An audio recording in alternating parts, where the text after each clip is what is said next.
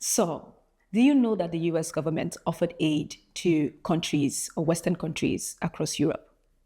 This was between 1948 and 1952, and this is known as the Marshall Plan, and it took place right after World War II. And the whole purpose of this plan is to help European countries ravaged by war to gain economic stability, or rather help them build their economy, right? And it worked. It really, really worked. So if aid brought to Europe what Europe needed, why can't it do the same for the continent of Africa? Stay tuned as we explore this. We'll be right back.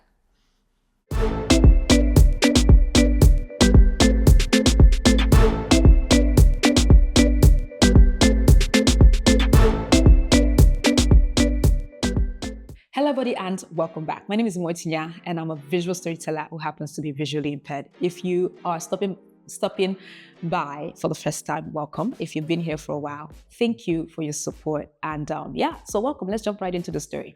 So I want to open up with a story that I read from NPR, right? It's an article I read recently, and it's about this woman in Zimbabwe. She has a non-profit organization helping young girls stay in school. So these are girls who are more likely to get married at a very young age. And her organization is basically there to make sure that these young girls stay in school. Now, if you've been following my work for quite a while, you would know that I am very, very big on education, especially or particularly when it comes to girls, right? And boys, but girls, but when President Trump placed a halt or placed a 90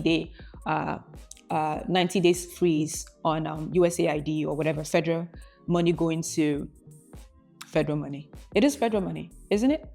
Yeah, it is federal money. When he placed a halt in federal money going to, or rather foreign aid going to African countries, right, or developing countries, it affected this woman's organization in Zimbabwe. And it breaks my heart because now you're starting to see the direct effect, right? Now people are starting to speak up, whether it's been an organization or whether it's been individuals, right?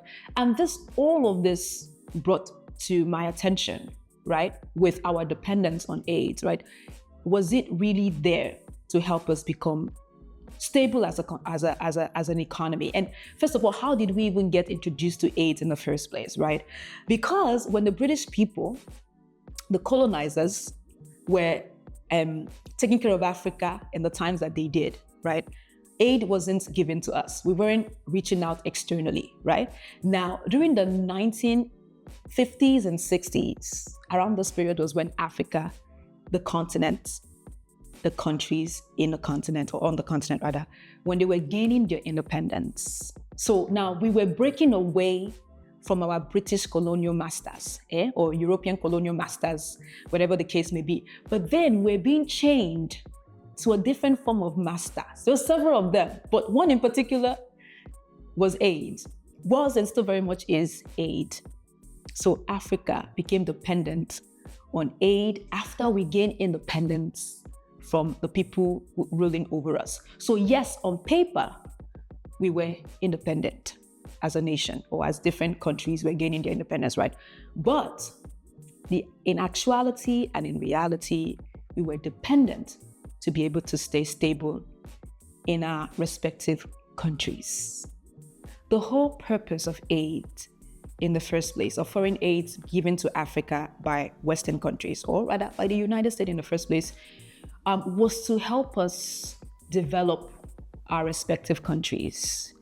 At that time when the African countries were gaining independence, right?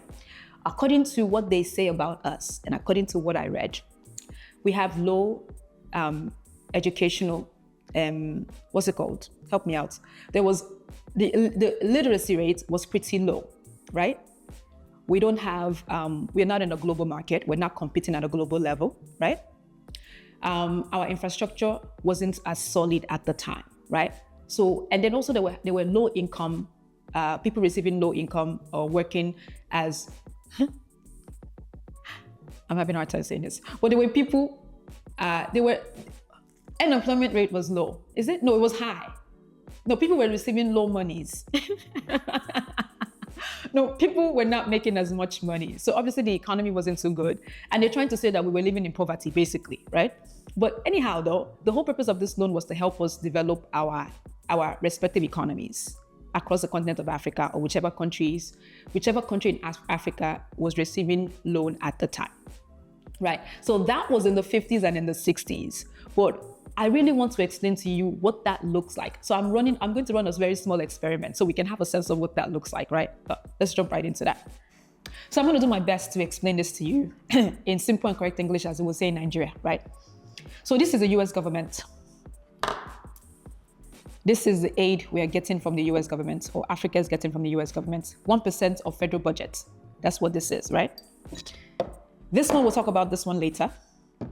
And this is Africa's economy, or African people, or non-profit organizations, whichever you want to call it. This is it. This is what this is. So I will call this filter, or what did you say in America you call it? A drainer, right? So we'll call this a drainer. Okay, so Uncle Sam, US government, give us some money right here. Jesus Christ, hopefully I'm doing this right. Hey, sneaking. This is not, hold on, that's a lot. So they gave us 1%, which is like billions of dollars yearly.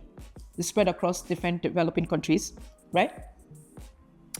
And then this is, again, Africa economy, Africa system, non-profit organization, developmental health, whatever it is, this is what this is, right? So we take the money given to us, and mind you, they've been giving us money since 1950 or 1960, long time. 1960 to 2025, right? And the whole purpose is to bail us out of poverty, basically, right? You take this and you pour it in here, right? So you realize that this bottom situation right here, this thing, this is what happens to the money when it's not managed properly. It's contained right now, obviously, because I'm using something to hold it together. But administrative costs take a big chunk of the money. Corruption, looting, stealing, all of that take a big chunk of the money. And this is what African people get. They get something like this, very small, but it's like breadcrumbs. So every year, Uncle Sam has to keep giving us money. Maybe not a lot more money. They'll give us more money every year. That's the whole purpose. Hopefully I'm putting this thing right. Every year they have to keep doing it.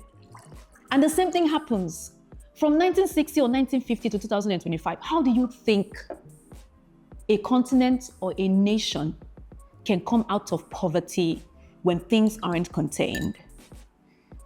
So if it's like this, you see what I'm saying, right? They give us what they give us. It is contained. And then the money is managed properly. People are able to use it to establish themselves without on an NGO level, on a, what is it called? Economical level, it doesn't matter. But it's used in a way where they are not giving us the fish as they have been doing for the past 50 or 70, whatever years, right? They are teaching us how to fish. So that way we can become dependent, or rather, the word I'm looking for is independent of AIDS, right?